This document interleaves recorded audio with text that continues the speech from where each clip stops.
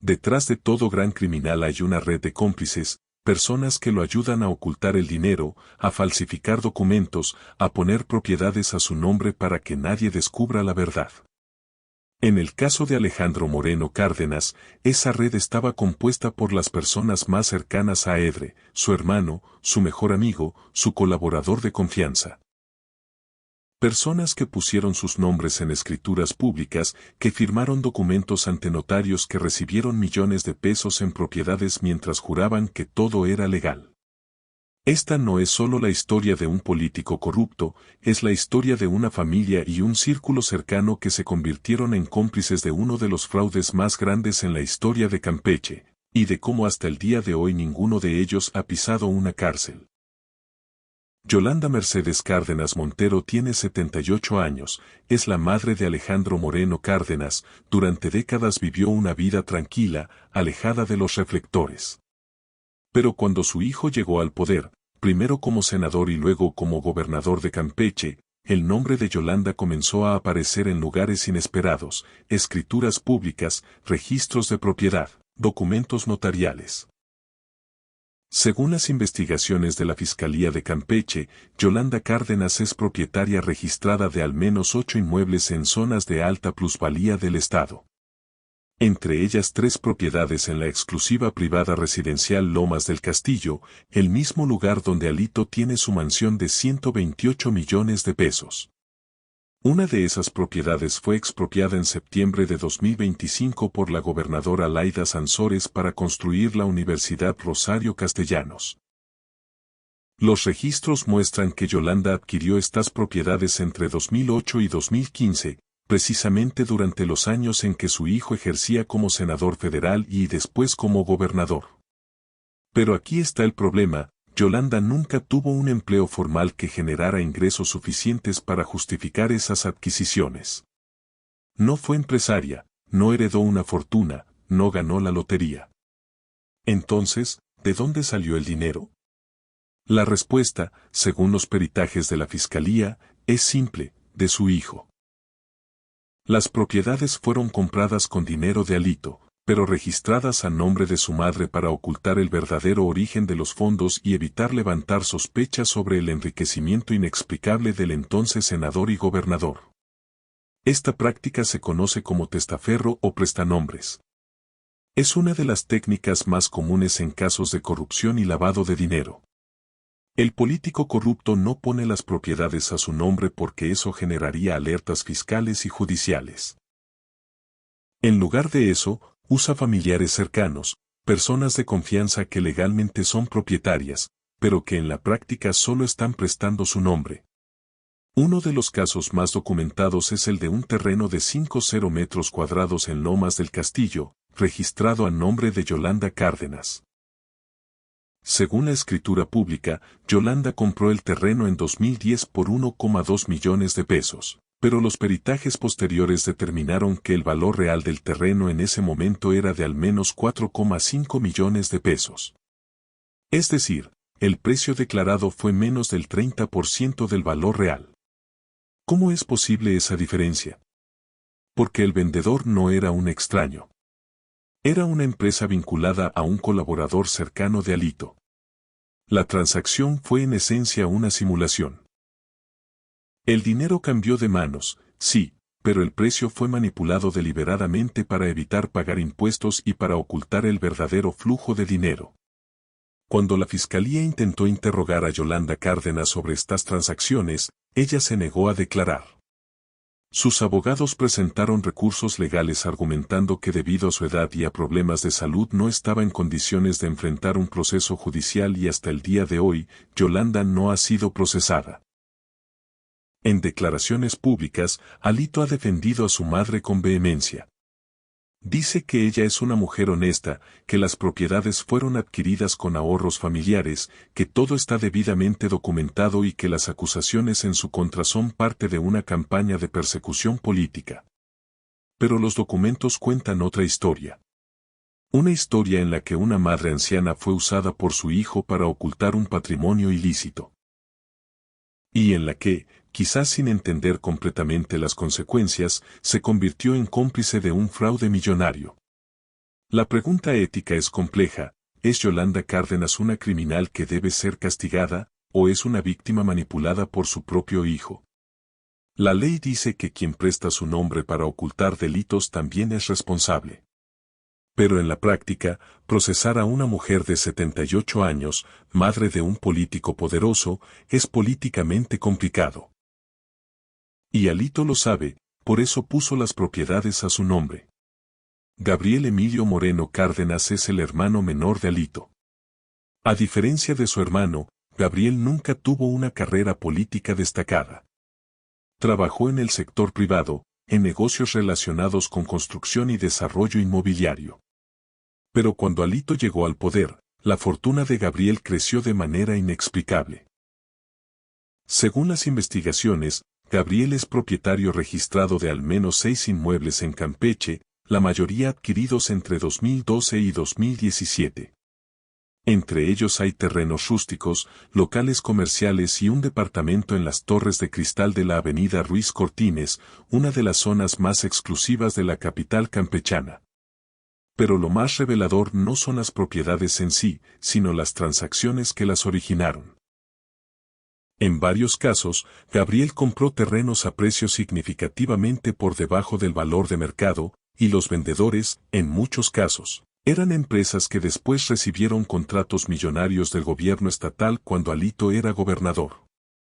Un ejemplo concreto, en 2014, Gabriel compró un terreno de 3,0 metros cuadrados en una zona de desarrollo comercial por 800,000 pesos. 6 meses después, el gobierno de Campeche, encabezado por Alito, anunció la construcción de una carretera que pasaría justo al lado de ese terreno, incrementando su valor de manera exponencial. Para 2016, el terreno valía más de 5 millones de pesos. Gabriel lo vendió por 4,8 millones, obteniendo una ganancia de casi 4 millones de pesos en menos de 2 años. ¿Casualidad? Difícilmente. Porque Gabriel no fue el único beneficiado por decisiones gubernamentales que casualmente incrementaron el valor de sus propiedades. Hubo un patrón. Y ese patrón sugiere que Gabriel tenía información privilegiada sobre proyectos de infraestructura y desarrollo urbano. Información que solo podía venir de su hermano, el gobernador. Pero Gabriel no solo se benefició de propiedades, también recibió contratos. Una de las empresas de Gabriel, dedicada a servicios de construcción, ganó varias licitaciones del gobierno estatal durante el mandato de Alito. Los contratos sumaron más de 25 millones de pesos. Y aunque técnicamente Gabriel no podía participar en licitaciones gubernamentales por su parentesco con el gobernador, encontró la manera, registró la empresa a nombre de un socio, mientras él mantenía el control real del negocio. Cuando los medios comenzaron a investigar estos vínculos, Gabriel se defendió, dicho empresa ganó las licitaciones porque presentó las mejores propuestas, que todo fue transparente y que su parentesco con el gobernador no influyó en las decisiones. Pero los documentos obtenidos por periodistas a través de solicitudes de transparencia mostraron que en varias ocasiones la empresa de Gabriel fue la única que presentó propuesta, es decir, no hubo competencia real. Esta práctica, conocida como nepotismo, es ilegal en México. La ley prohíbe que familiares directos de funcionarios públicos reciban contratos gubernamentales, pero en la práctica es difícil de probar cuando se usan intermediarios y empresas fantasma. Gabriel Emigdio tampoco ha sido procesado. Ha presentado declaraciones fiscales que, según sus abogados, justifican sus ingresos y su patrimonio. Pero los peritajes de la fiscalía muestran inconsistencias. Gastos que no corresponden con ingresos declarados, propiedades cuyo origen del dinero no está claro y vínculos comerciales con empresas que recibieron favores del gobierno de Alito. La relación entre los hermanos Moreno Cárdenas ilustra algo que se repite constantemente en casos de corrupción en México: cuando un político llega al poder, toda su familia se beneficia. No porque sean empresarios brillantes o porque trabajen más duro que los demás, sino porque tienen acceso privilegiado al poder y lo usan para enriquecerse. Si hay alguien que conoce todos los secretos de Alito, ese es Juan José Salazar Ferrer. Arquitecto de profesión, Salazar Ferrer ha sido amigo cercano de Alejandro Moreno desde hace más de 20 años. Y cuando Alito comenzó a acumular propiedades, Salazar Ferrer estuvo ahí, no solo como amigo, sino como pieza clave del esquema. Según las investigaciones, Juan José Salazar Ferrer es propietario registrado de al menos 12 inmuebles en Campeche, la mayoría ubicados en Lomas del Castillo. 2 de esos inmuebles fueron expropiados en septiembre de 2025 por el gobierno de Laida Sansores. Pero lo que hace a Salazar Ferrer particularmente relevante no es solo la cantidad de propiedades a su nombre, sino el rol que jugó en la adquisición y desarrollo de las propiedades de Alito. Como arquitecto, Salazar Ferrer fue el encargado de diseñar varias de las construcciones en Lomas del Castillo, incluyendo la mansión de 128 millones de pesos. Pero su participación fue más allá de lo técnico. Los documentos muestran que Salazar Ferrer actuó como intermediario en múltiples transacciones inmobiliarias. Compraba terrenos, los desarrollaba y luego los vendía a Alito o a sus familiares a precios que no correspondían con el mercado. Un caso emblemático. En 2011, Salazar Ferrer compró un terreno de 4,0 metros cuadrados en Lomas del Castillo por 1,5 millones de pesos. Construyó una residencia en ese terreno con un costo aproximado de 8 millones de pesos y en 2013 vendió la propiedad completa a una empresa vinculada a Alito por apenas 6 millones de pesos. Es decir, vendió por menos de lo que le costó construir. ¿Tiene sentido eso desde el punto de vista económico? No, a menos que la transacción fuera una simulación, a menos que el verdadero propietario desde el inicio fuera Alito y Salazar Ferrer solo estuviera prestando su nombre para ocultar la operación. Los peritajes de la Fiscalía también revelaron que Salazar Ferrer recibió múltiples transferencias bancarias vinculadas a Alito y a empresas controladas por él entre 2010 y 2018. Las transferencias sumaron más de 35 millones de pesos. Cuando se le preguntó sobre estos movimientos, Salazar Ferrer dijo que eran pagos por servicios profesionales de arquitectura y consultoría, pero los montos son desproporcionados. Ningún arquitecto, por más exitoso que sea, cobra 35 millones de pesos en honorarios en 8 años trabajando para un solo cliente en un mercado como Campeche. Además de su rol como testaferro, Salazar Ferrer también se benefició directamente del poder de Alito. Su firma de arquitectura recibió varios contratos del gobierno estatal para diseñar edificios públicos, supervisar obras y realizar estudios de impacto urbano. Los contratos sumaron más de 40 millones de pesos durante el gobierno de Alito. Pero hay algo más. Salazar Ferrer no solo diseñó propiedades para Alito, también fue quien coordinó la logística de muchas de las transacciones. Él conocía a los notarios que firmaban las escrituras con valores falsos. Él sabía qué empresas usar para simular compraventas. Él entendía cómo estructurar las operaciones para que no levantaran sospechas inmediatas. En otras palabras, Salazar Ferrer no era solo un cómplice pasivo, era el arquitecto del fraude. Literalmente. Cuando la Fiscalía intentó interrogarlo, Salazar Ferrer se acogió a su derecho de no declarar. Presentó recursos legales argumentando que las investigaciones en su contra estaban viciadas. Que las pruebas habían sido obtenidas ilegalmente y que todo era parte de una persecución política contra Alito. Y hasta diciembre de 2025 no ha sido procesado. La relación entre Alito y Salazar Ferrer es un ejemplo clásico de cómo funcionan las redes de corrupción. El político necesita personas de confianza que puedan manejar las operaciones sucias sin dejar rastro directo hacia él. Y esas personas, a cambio de su lealtad y su silencio, se enriquecen. Es una relación simbiótica, uno no puede existir sin el otro. Si Salazar Ferrer era el arquitecto externo del fraude, Claudio Cetina Gómez era el hombre interno. Durante el gobierno de Alito en Campeche, 2015 a 2019, Cetina Gómez ocupó el cargo de jefe de la oficina del gobernador.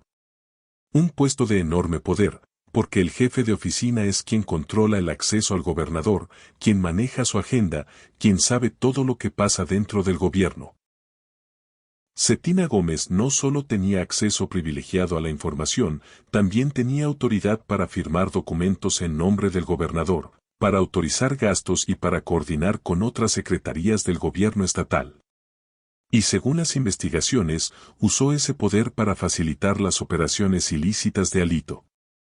Los documentos muestran que Cetina Gómez aparece como propietario de al menos 4 inmuebles en Campeche, adquiridos entre 2016 y 2018, cuando ejercía como jefe de oficina.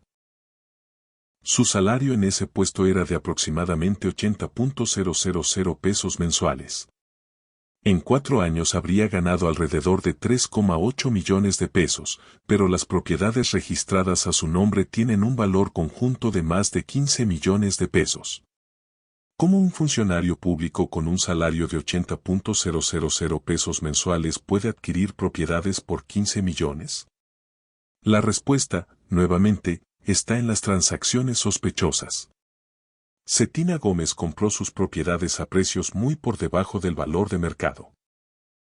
Y los vendedores, en varios casos, eran las mismas empresas y personas que aparecen vinculadas a las transacciones de Alito, su madre y Salazar Ferrer.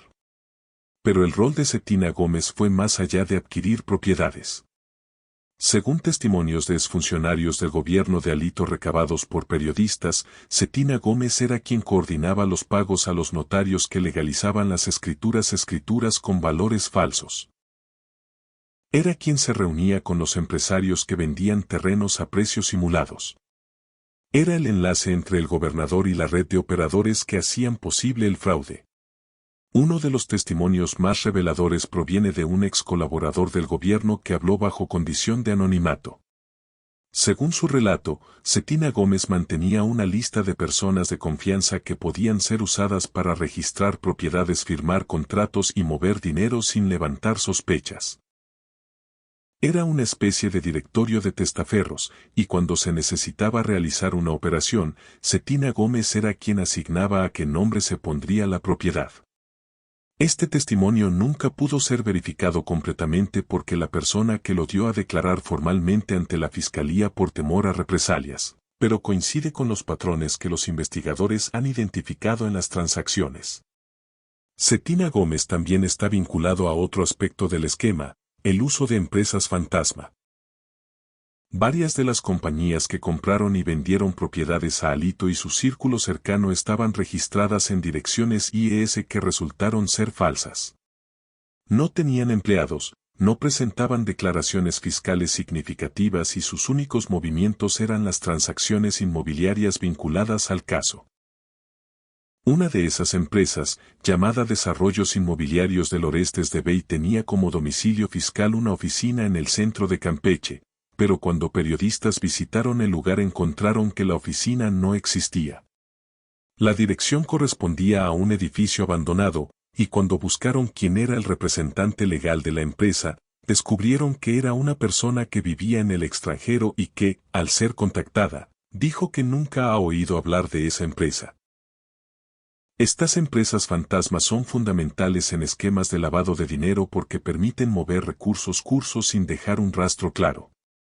Y según los investigadores, Cetina Gómez era quien coordinaba la creación y uso de estas empresas. Al igual que los otros cómplices, Cetina Gómez no ha sido procesado. Ha declarado que sus propiedades fueron adquiridas con ahorros personales y préstamos familiares, que su participación en el gobierno de Alito fue siempre dentro del marco legal y que las acusaciones en su contra son infundadas. Pero los documentos, los testimonios y los patrones de comportamiento sugieren lo contrario. Sugieren que Claudio Cetina Gómez fue el operador interno que hizo posible el enriquecimiento ilícito de Alito y que sin su participación el esquema no habría funcionado. Han pasado más de 3 años desde que la Fiscalía de Campeche abrió la investigación contra Alejandro Moreno Cárdenas. Las pruebas contra él son abundantes: 47 propiedades, 82 millones de pesos en operaciones sospechosas, peritajes que muestran valores manipulados, documentos que evidencian simulaciones. Pero si las pruebas contra Alito son tan contundentes, las pruebas contra sus cómplices también lo son. Entonces, ¿por qué ninguno de ellos ha sido procesado? La respuesta es compleja, pero se resume en 3 factores: poder político, recursos legales y complicidad sistémica. Primero, el poder político. Mientras Alito siga siendo senador y líder nacional del PRI, tiene la capacidad de proteger a su círculo cercano. Puede usar su influencia para presionar a fiscales, para retrasar investigaciones, para bloquear órdenes de aprehensión. Y sus cómplices lo saben, por eso permanecen leales, porque saben que mientras Alito tenga poder, ellos están protegidos. Segundo, los recursos legales. Yolanda Cárdenas, Gabriel Emigdio, Juan José Salazar Ferrer y Claudio Cetina Gómez tienen acceso a los mejores abogados del país. Han presentado decenas de amparos, recursos de revisión, solicitudes de nulidad. Cada uno de estos recursos retrasa el proceso judicial semanas, meses, a veces años. Y mientras el sistema legal mexicano siga siendo tan burocrático y lento, los acusados pueden alargar indefinidamente su procesamiento. Tercero, la complicidad sistémica, porque para procesar a los cómplices de Alito habría que procesar también a los notarios que firmaron las facturas falsas, a los funcionarios que autorizaron los permisos de construcción, a los banqueros que permitieron las transferencias sospechosas. Y eso implicaría abrir una caja de Pandora que revelaría cuán profunda es la corrupción en Campeche y en México. Es más fácil políticamente enfocarse en el villano principal, en Alito, y dejar que sus cómplices permanezcan en la sombra, porque procesarlos a todos expondría la magnitud real del problema. Y eso es algo que muchas autoridades prefieren evitar. Pero la impunidad de los cómplices envía un mensaje peligroso. Le dice a otros funcionarios públicos que pueden participar en esquemas de corrupción y que mientras tengan un jefe poderoso que los proteja, no habrá consecuencias. Le dice a las familias de políticos corruptos que pueden prestar sus nombres para ocultar fortunas ilícitas y que nadie los tocará. Le dice al sistema que la lealtad política es más importante que la ley. Y ese mensaje perpetúa el ciclo de corrupción. Porque si los cómplices de Alito quedan impunes, los cómplices de otros políticos corruptos también lo harán. Y así, generación tras generación, la corrupción se convierte en una tradición familiar, en algo que se hereda, se enseña, se normaliza.